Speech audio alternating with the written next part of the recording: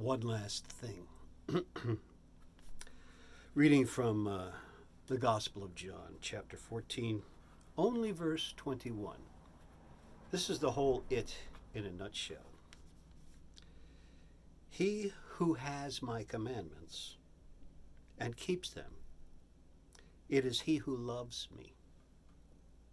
And he who loves me will be loved by my Father, and I will love him and will manifest myself to him. And that manifest word there in the Greek, that's emphanazo. It's a combination of in and to cause to shine. That is, Jesus begins to shine within us so much that we actually see him. Now, I wanted to mention a couple of things about this. First, from John 8:29, we find Jesus making the remark that I always do the things that please him, talking about his Father. Always do the things that please him. This requires a Bible knowledge to know what God likes. Doing these things brings blessing. And again in Matthew chapter 5, verses 17 through 19, he says, do not think that I have come to destroy the law and the prophets. I did not come to destroy, but to fulfill. For assuredly, that's the old King James, verily, which means truthfully, truthfully. I say to you, till heaven and earth pass away, one jot or one tittle will by no means pass from the law till all is fulfilled. Whoever therefore breaks one of the least of these commandments and teaches men so shall be called least in the kingdom of heaven. But whoever does and teaches them, he will be called great in the kingdom of heaven.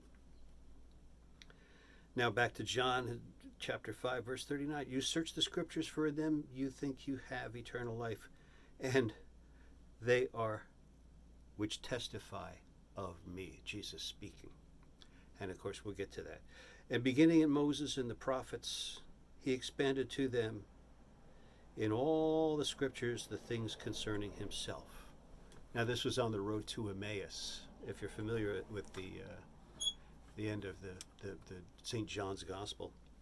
Two of his disciples are basically escaping Jerusalem. They're walking to a city nearby, which is Emmaus, about a day's walk. And they run into this seemingly stranger on the road who wants to walk with them. And he says, so what's going on, fellas? In colloquial modern. And they say, didn't you know? Haven't you heard? And they tell him about Jesus' crucifixion and interment in the tomb and the resurrection. And then Jesus, never revealing himself, beginning with Moses and the prophets, he expounded to them in all the scriptures the things concerning himself.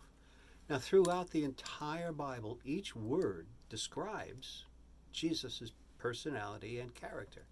You get to know Jesus by becoming intimately familiar with the Bible. As I mentioned back a couple of episodes ago, it takes about 21 years of sitting in a really, really, really good church every single Sunday, hearing the word, participating in the work of the church. In 21 years or so, you pretty much have a confident grasp of what you're supposed to do. My time is up. God bless you. I hope this helps you.